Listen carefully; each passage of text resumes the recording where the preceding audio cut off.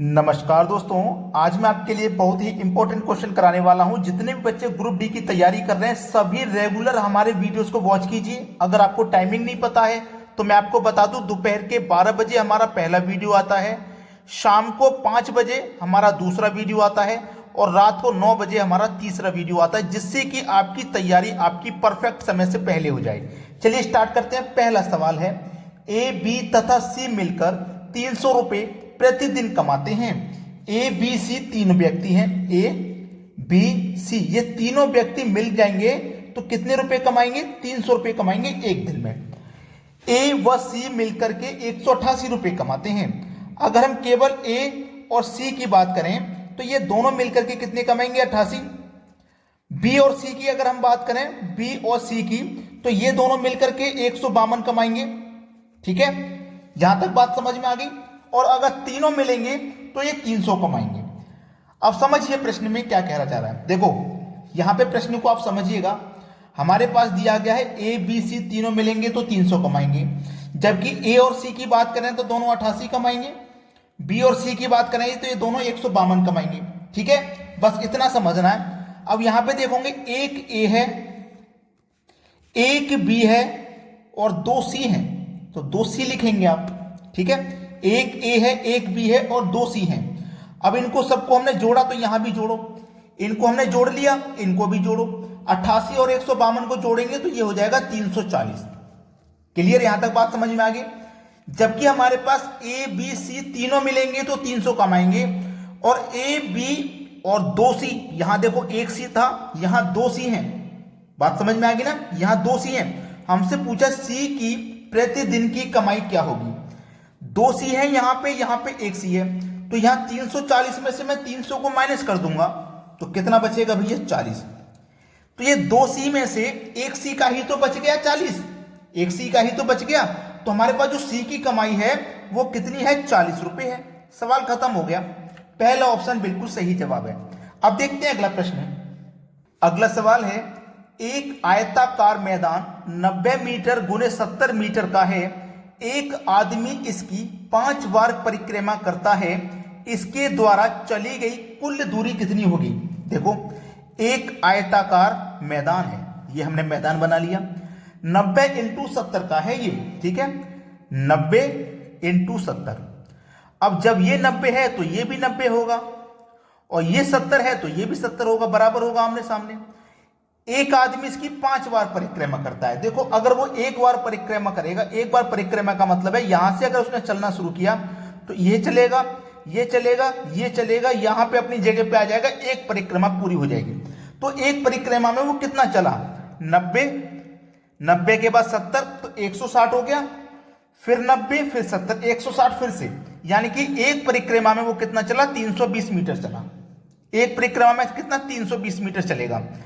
एक में 300 बार और 5 बार उसकी परिक्रमा करता है, तो 320 का 5 से मल्टीप्लाई कर दो। ठीक है, 5 का 0 में करेंगे 0, 5 दुनिया का 10 का 0 हासिल लगा 1, 5 से 15 हासिल का 1, 16, यानी कि 5 बार अगर वो परिक्रमा करेगा तो कितनी दूरी चलेगा? 1600 मीटर।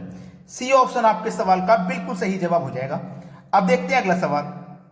अगला सवाल है, पाइप ए टैंक को 12 घंटे में, पाइप बी टैंक को 8 घंटे में भर सकता है। एक तीसरा पाइप सी टैंक को 15 घंटों में खाली कर सकता है। यदि सारे पाइप एक साथ खोल दिए जाएं तो 5 घंटे में कितना भाग भर जाएगा? जो हमारा ए है वो कितना समय लेता है भैया? 12 घंटे का। जो बी है वो कितना समय लेता है? 8 घंटे का।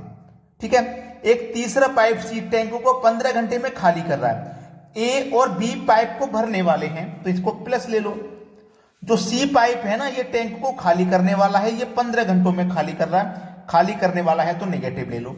अब टैंक के बारे में पता लगाइए, टैंक कितना बड़ा है। तो पता लगाने का सबसे आसान तरीका है कि आप इनका एलसीएम ले लो। 15, 8 और 12 का एलसीएम आ जाएगा 120। 12 से कटाओ 120 को तो 10 बार में कटेगा, 8 से कटाओ 120 को 15 बार में कटेगा, 15 से कटाएंगे तो 8 बार में कटेगा। हमने जो एलसीएम लिया था वो था हमारा टैंक, यानी कि हमारा जो टैंक है ना वो 120 लीटर का है। हमारा ए 12 घंटे में भर रहा था, मतलब 1 घंटे में 10 भरेगा, तभी तो 12 घंटे में 120 को भरेगा। तो 1 घंटे का काम है ये। ए का 1 घंटे का काम 10, बी का 1 घंटे का काम 15, सी 1 घंटे में खाली कर रहा है 8, तभी तो 15 घंटे में 120 को खाली करेगा। अब बोला है आपसे कि सारे पाइप एक साथ खोल दिए जाएं, यानी कि ए बी सी तीनों पाइप एक साथ खोल दिए हैं, तो 5 घंटे में कितना भाग भर जाएगा। जब तीनों पाइप को खोल दोगे आप, ए भरेगा 1 घंटे में 10, बी भरेगा 1 घंटे में 15, ये दोनों मिलकर के 1 घंटे में 25 भरेंगे, और ये 1 घंटे में साथ के साथ 8 खाली कर देगा। 25 भरा जाएगा, 8 खाली हो जाएगा, तो 1 घंटे में कितना भरा जाएगा? 17। 1 घंटे में कितना भरा जाएगा? 17 भरा जाएगा। ठीक है, 1 घंटे में भाई कितना भरा जाएगा? 17। क्लियर। अब हमारे पास पूछा गया है 5 घंटे में कितना भाग भरा जाएगा। 1 घंटे में 17 भरा जाएगा, तो इसका मतलब 5 घंटे में कितना भर जाएगा? 17 पंजे 85, 85 भर जाएगा। कितने में से? 120 में से। टोटल 120 है ना, तो 120 में से 85 भर जाएगा। अब देखो ये काट के छोटा हो जाएगा तो कटा लो। 5 से कटाऊंगा 17 बार में, 5 से कटाऊंगा 24 बार में, तो 17/24 देख लो किस ऑप्शन में है? पहले ही ऑप्शन में दिया गया है। ये आपके सवाल का बिल्कुल सही जवाब है। अब देखते हैं अगला सवाल। अगला सवाल है, एक परीक्षा में कुल 65% विद्यार्थी उत्तीर्ण हुए, यदि अनुत्तीर्ण विद्यार्थियों की संख्या 420 है तो विद्यार्थियों की कुल संख्या क्या है? जो भी विद्यार्थियों की कुल संख्या होगी ना, वो अपने आप में 100% होगी, चाहे वो कितने भी हों। अब 100% में से क्या हुआ? 65% विद्यार्थी उत्तीर्ण हो गए। उत्तीर्ण का मतलब होता है पास। अब 100% में से 65% जब पास हो गए तो फेल कितने हो गए? मतलब 35% फेल हो गए होंगे ना। ठीक है, 100% है टोटल, जब 65 पास हो गए तो फेल 35। अब बोला है हमसे कि 420 विद्यार्थी, अनुत्तीर्ण विद्यार्थियों की संख्या 420 है। अनुत्तीर्ण का मतलब फेल विद्यार्थियों की। परसेंट में फेल विद्यार्थी 35% हैं और संख्या में 420 हैं, तो 35% की वैल्यू 420 के बराबर होगी। हमसे पूछ रहे कुल संख्या बता दो, मतलब 100% का मान। तो क्या करेंगे? 420 में 35 से भाग दे देंगे और 100% का मान निकालने के लिए 100 से गुना कर देंगे, बस आपका आंसर आ जाएगा यहीं पे। ठीक है, किसी को कोई दिक्कत? आसानी से कर लीजिए। अब देखो मैं इसको कटाऊंगा तो 5 7 35 कटेगा और 5 से ये कट जाएगा 20 बार में, 7 6 42 और 1 0 60 बार में, 6 दूने का 12 और 2 0 मतलब 1200। तो कुल संख्या विद्यार्थियों की कितनी हो जाएगी? 1200। मतलब सी ऑप्शन आपके सवाल का बिल्कुल सही जवाब है। अब देखते हैं अगला सवाल। अगला सवाल है, 500 लीटर के दूध के घोल में 40% दूध है, कितना और दूध मिला दिया जाए ताकि इस घोल में दूध की मात्रा 60% बन जाए? बहुत अच्छा सवाल। पहले से दूध कितना है भाई? 40% है, और कितना हो जाए? 60% हो जाए, तो बढ़ जाएगा कितना? 20% बढ़ जाएगा। इतना तो क्लियर हो गया, 20% बढ़ जाएगा। टोटल मिश्रण हमारे पास कितना है? 500 लीटर का है। ठीक है, 500 लीटर का है। कितना बढ़ जाएगा? 20 बढ़ जाएगा ना, तो 20 लिखो। पहले कितना था? पहले से 40 था, तो बात 40 को नीचे लिखो। जो बढ़ जाएगा उसे ऊपर, जितना पहले था उसे नीचे लिख लो, बस सवाल यहीं पे खत्म। 20 दूनी 40 कटेगा और 2 से 500 कट जाएगा 250 बार में, सवाल खत्म हुआ। पहला ऑप्शन बिल्कुल सही जवाब।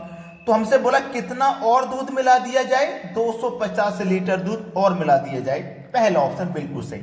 अभी तक लाइक नहीं किए हो वीडियो को तो भाई लाइक कर दो, और शेयर नहीं किए हो तो शेयर कर दो, और कमेंट में हमें बता दीजिए आपको हमारे वीडियोस कैसे लगते हैं। ठीक है दोस्तों, धन्यवाद।